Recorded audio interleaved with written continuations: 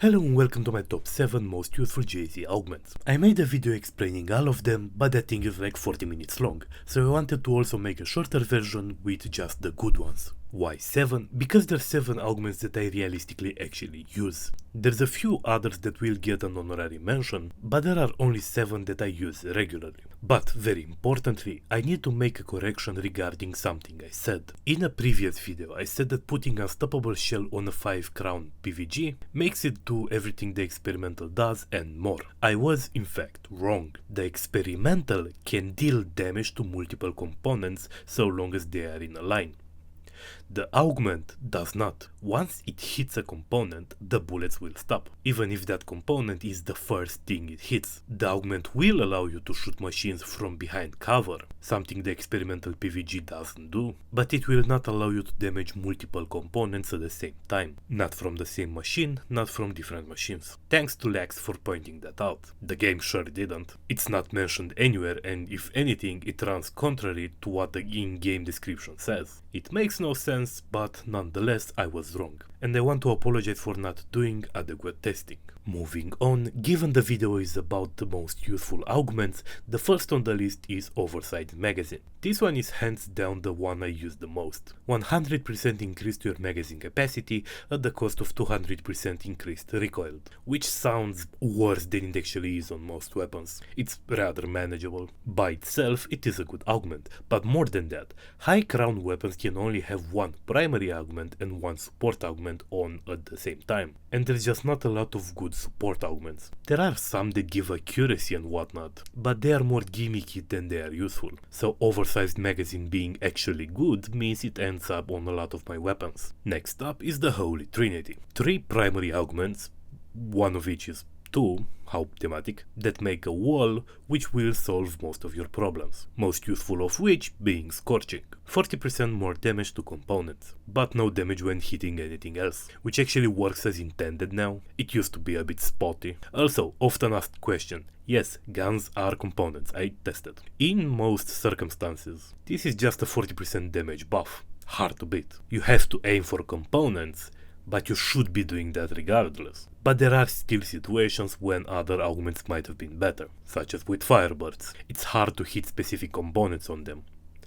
God, I hate Firebirds. So that's why it's on second place and not first. Moving on to number 3, Adhesive rounds. Hitting a machine slows it down by 50% for 3 seconds. This is some amazing crowd control. In of itself is great, but what's really cool about it is that it amplifies other forms of crowd control. If you EMP or stagger a machine, this will lengthen that and make it last twice as long. But you don't need any other form of crowd control for this to be useful. By itself, this thing is great for tanks, for example. Slowing them down means you can go behind them where they can shoot you, and it makes it easier to dodge their leg slams. Of course, this augment does not affect Firebirds. One more reason to hate those fucking things. But it does synergize with other form of crowd control, hence why on number 4 I put EMP detonation. Breaking a component triggers an EMP, disabling machines temporarily. The duration is roughly 10 seconds. Goes down slightly against higher level machines. This is better than something that shoots EMP rounds because for one, you just need standard ammo, you don't need EMP rounds. But also, you can deal damage with the gun, and most players will end up with a bigger magazine, so less time spent reloading if you need another EMP proc, because the GRG is the only base game weapon that shoots EMP rounds, and it has a whapping magazine of 1 which cannot be modded with extended magazine, because at that point it would just be an experimental GRG, which has a magazine of 2 but it shoots both rounds in a burst, so you can still only really proc 1 EMP before having to reload, which is time wasted where you can damage the machines. EMP detonation does not have this problem. 500 rounds from a KVM59 can break quite a few components, so you can realistically proc quite a few EMP before you need to reload. There is a DLC weapon that can shoot EMPs with a magazine of 6 or 12 if you mod it, but for one that's a DLC weapon, not everybody has it, and still deals no damage when using EMP rounds. The reload is also rather lengthy. I do have one, and I still would rather use a KVM59 or a semi-auto shotgun modded with EMP. The second part to this is uranium infused,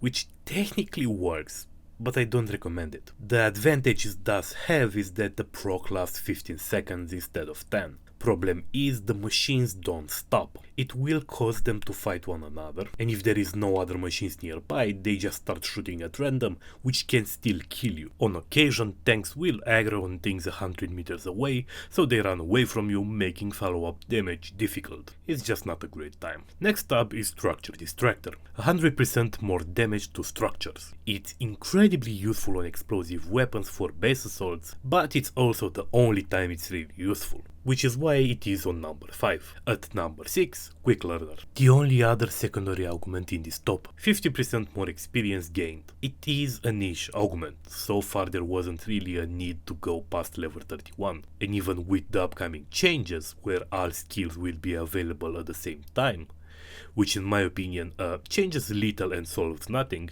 there will still probably be no good reason in going past 80 or so. But for that grind, and because I am someone who enjoys farming for things like this, I do think it's worth mentioning. And on number 7, Rapid Reload. 100% reload speed on component break. It says on machine kill, it's not. You get it when you break a component. This one is very niche, hence why it's so down low, but it's the only one left that I actually use. It's of vague utility on the GRG, but it really shines on the semi-automatic shotgun. Initially I wanted a gun for clay pigeon shooting, going in base assaults with slugs and aiming for the fuel cans on runners. It's just a mini game of sorts that I really enjoy. But then I realized that the augment procs on component break, meaning this thing on the semi-automatic shotgun, it's a monster of a DPS dealer. Unload, reload, unload, reload. It's only outclassed by some DLC weapons. So while niche, it is still really strong.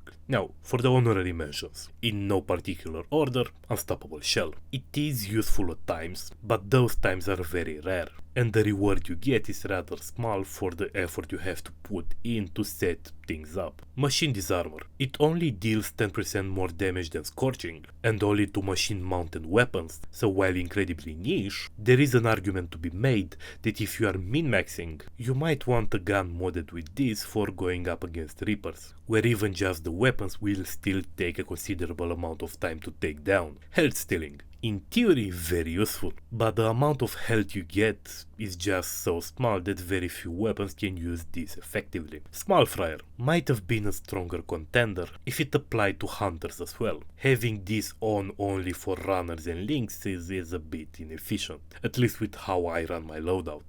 Now, if you want a full breakdown of all the augments in Generation 0, I will link it in the usual places. I do need to remake that video, there's a few things I need to change, but I will do that after the update, so for now that will have to do.